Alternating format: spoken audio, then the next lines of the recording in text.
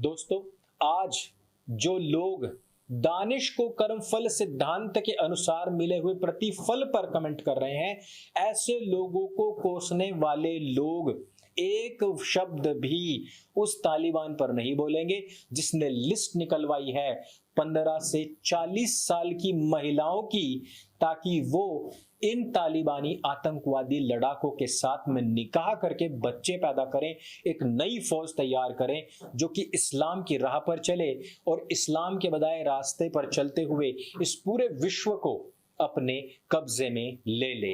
ये लोग उस मौलवी के ऊपर नहीं बोलेंगे जो कहता है कि रात को 9 बजे अपने घर से निकलने वाली महिलाएं वैश्याएं हैं और उनकी हत्या कर देनी चाहिए। इन पत्तलकारों के अनुसार तो दानिश सिद्दीकी की मृत्यु के बाद में कर्मफल सिद्धांत पर कमेंट करने के बाद हुई है।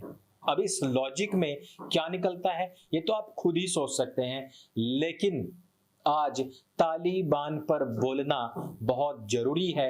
दानिश सिद्दीकी के लिए ये विधवा विलाप करने वाले लोगों पर बोलना बहुत जरूरी है। लेकिन उससे पहले हम जानेंगे कि इस्लाम का इतिहास क्या रहा है इस प्रकार के विधवा विलाप के पीछे और इस प्रकार के विक्टिम कार्ड खेलने के पीछे। तो इस वीडियो में हमारे साथ में बने रहिए, आज इसी पर लंबी चर्चा होगी।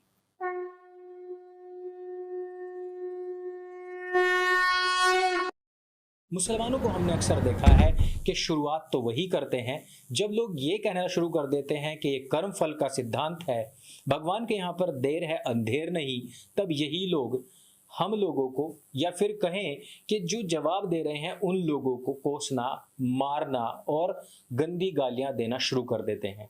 भला और रवीश कुमार का कि उन्होंने एक नया तरीका अपनाया है और उन्होंने गोलियों को ही गालियां देनी शुरू कर दी हैं, अर्थात उन्होंने गोलियों को लानत भेजनी शुरू कर दी है।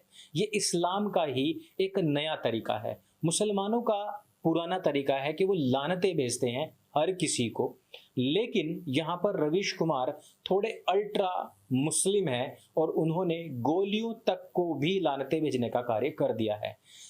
रवीश कुमार से आगे अगर हम बढ़कर के देखें तो हमें एक ऐसे मुसलमान के भी दर्शन होते हैं जो सीधे तालिबानियों, मुसलमानों को जंगली सुअर कह रहा है।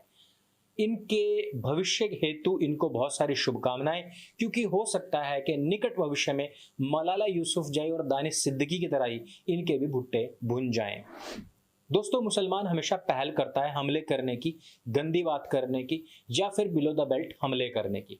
जब उसका जवाब दिया जाता है तो यह रोना और चीखना शुरू कर देता है। दानिश सिद्दीकी पर बात करने से पहले हमें थोड़ा सा पास्ट में देखना चाहिए।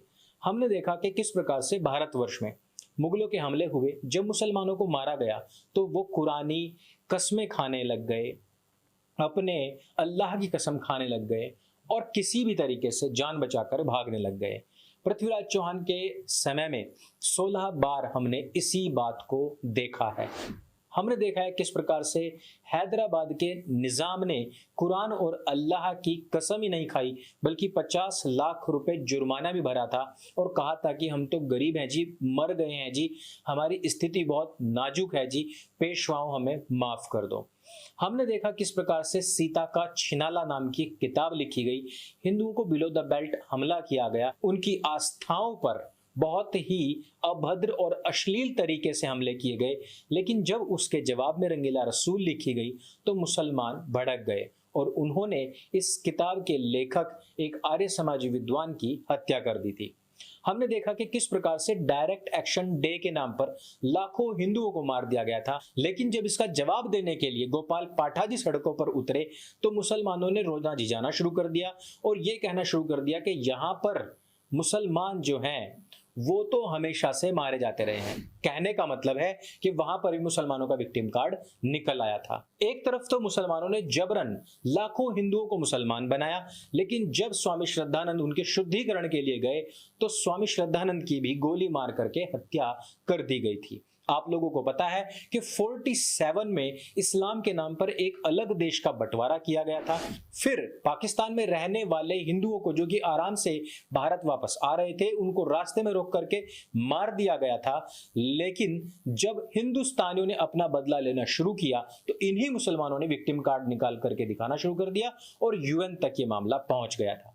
हम और आपने देखा कि किस प्रकार से 2002 में पहले गोधरा ट्रेन को जलाया गया, जिसमें कि मासूम बच्चे, महिलाएं और बुजुर्ग थे। उनके गेट बंद करके अंदर पेट्रोल डाल करके पहले आग लगाई गई।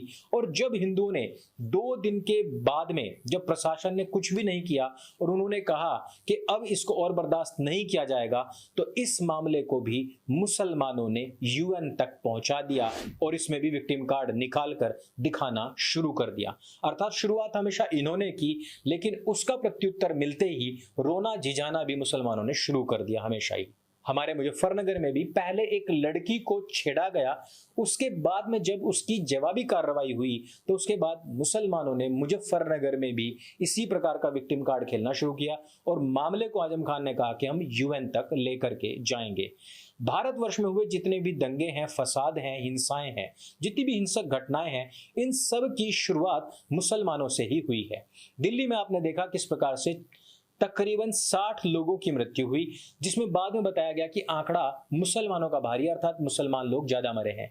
लेकिन अगर हम इसकी जड़ में जाएं तो पहले एक ऐसा कानून आया था जिससे कि भारतीय मुसलमानों की नागरिकता को कोई भी नुकसान नहीं था। इससे केवल घुसपैठिए और उन आदमखोर लोगों को बाहर निकालना था जिन लोगों ने भारत की अर्थव्यवस्था ही नहीं बल्कि यहाँ की मानवता को भी अपनी हिंसक प्रवृत्ति के चलते शर्मसार किया था, तार तार किया था। साथ ही साथ उन गैर मुस्लिम सभी लोगों को भी भारत की नागरिकता देनी थी जिनको पाकिस्तान, अफगानिस्तान, बांग्लादेश में मारा गया, सताया गया, कन्वर्ट किया गया या फिर उनकी बहन बेटियों को उठा करके उनके साथ में दुष्कर्म कर लिया गया।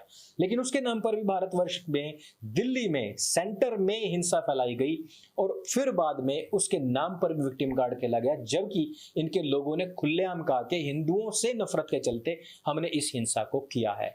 आपने देखा कि किस प्रकार से अटल हो, सुषमा स्वराज हो, जेटली हो, मनोहर पारीकर हो, या फिर दूसरे स्टेप पर हम देखें कि चाहे कश्मीर में बलिदान हुए हमारे सैनिक हो, चाहे गढ़चिरौली में बलिदान हुए हमारे सैनिक हो, इन सब के बलिदान पर भी खी दांत दिखाने वाले ये ही लोग मुसलमान लोग ही थे।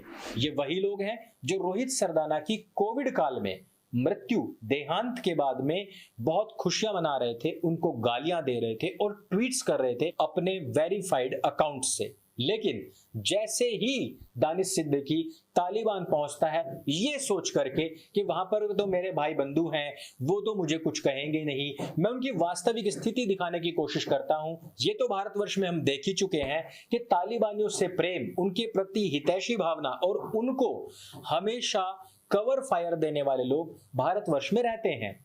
ऐसे समय में दानिश सिद्दीकी जब एक तालिबानी, एक मुसलमान की गोली से ही मर जाता है, वो तालिबानी, वो आतंकवादी जो इनकी खुद की किताब को पढ़ करके ही तालिबानी या फिर आतंकवादी बना है, वही किताब जिसको पढ़ करके दानिश सिद्दीकी ने कैमरा से काफिरों को शूट करना सीखा है, वही किताब जिसको पढ़ करके एक आतंकवादी, एक तालिबानी ने एक बंदूक से काफिरों को शूट करना सीखा है।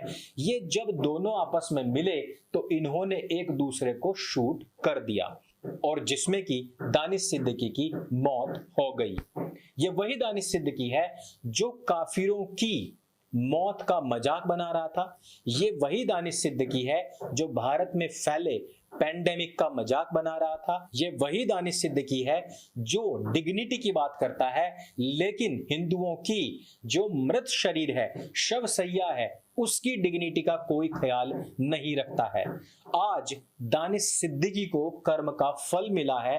आज अगर कोई व्यक्ति ये कहता है कि दानिश सिद्दीकी की लाश को ना दिखाया जाए क्योंकि इससे उसकी जो शव है उसकी डिग्निटी का हरास होता है, तो ये दानिश सिद्दीकी से उस समय पर क्यों नहीं पूछा गया जब दानिश सिद्दीकी ड्रोन से शूट करके हिंदुओं के शव सैयाओं के फोटोज लेकर के 26-26 हजार रुपए में बेच रहा था, जब वो दिखाने की कोशिश कर रहा था कि हिंदूवादी सरकार के दौरान केवल हिंदू ही मारे जा रहे हैं। दानिश सिद्दीकी से उस समय पर किसी ने वो सवाल क्यों नहीं पूछा कि क्या तुमने जो किताब पढ़ी है, जो तुमने हाथ में कैमरा लिया है, इससे शूट करना सीखा है, तो क्या इससे केवल काफिरों को ही शूट किया जाएगा? क्या कब्रिस्तान में कोई भी व्यक्ति उस समय पर दफन नहीं हो रहा था?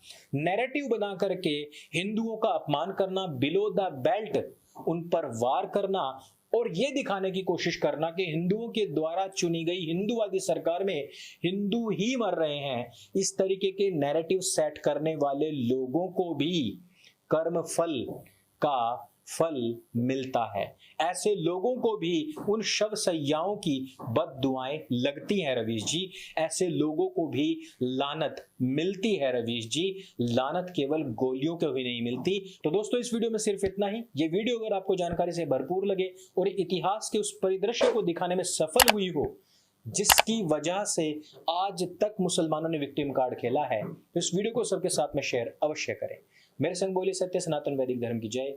जय हिंद, वंदे मातरम।